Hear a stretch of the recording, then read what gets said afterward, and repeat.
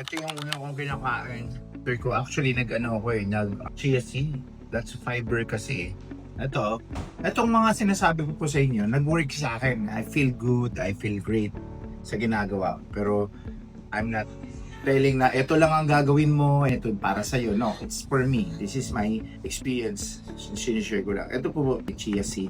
Uminom na ako kanina eh. Pero ganyan po itsura niya. Dapat po kasi yan. Kung hindi siya yung ilalagay mo sa tubig, tapos inumin mo kagad. No, kailangan hanggat maaari overnight or at least 30 minutes daw. So meron ka na agad fibers sa tiyan mo. Nung una, hindi ako sanay kumain ng ganito. Kasi pag salad, sabi dressing, lagyan mo ng meat and everything. Pero nung sinubukan ko, dahil minsan may time na nagmamadali ako, wala na masyadong preparation, naka-ready lang to sa ref.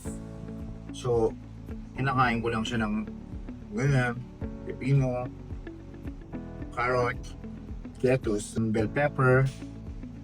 Hindi kailangan ng dressing sa akin nasanay ako parang yung dressing kasi minsan magdadagdag ka ng extra calorie doon no? So kung nagka-calorie deficit kayo, ito kahit ubusin niyo po ito, alam niyo po ba na wala pang 100 calorie to, diba? Ang dami, 100 calorie lang. Puntalang cupcake, isang kapiraso, 250-300 calories. Tapos inom na ako ng favorite supplement ko, Max GXL. Tapos kino-combine ko siya ng Max 1. Lalo na ngayon, maghapon ako, ako Manila, baka gabi na ako uuwi, magte-training ako doon, magkakandak ako ng orientation, training. Now, after these fibers, papasok na ako ng carb. Meron akong tinatawag na avocado spread. Ang laman nito, avocado, egg, mayo, sibuyas, lemon. So ito, tinose ko na ng sobrang lutong, raisin bread, yung alam niyo yung gardenia na kulay green. Yung fiber natin, mahalaga. Kaya nagkakagout yung mga tao. Kasi malakas tayo sa karne. Tapos kukulang ang fiber.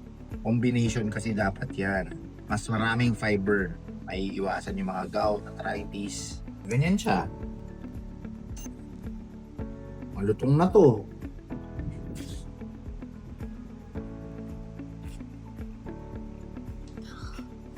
$85, tama. Ang isang piraso siguro ito. Tapos sila kapatong siguro mga another 50 or 80 calorie. Less than 500 calorie. Pero busog na. You are what you eat. Kain po tayo ng balanse lang para masaya pa rin tayo. Huwag naman yung sobrang miserable. Bye.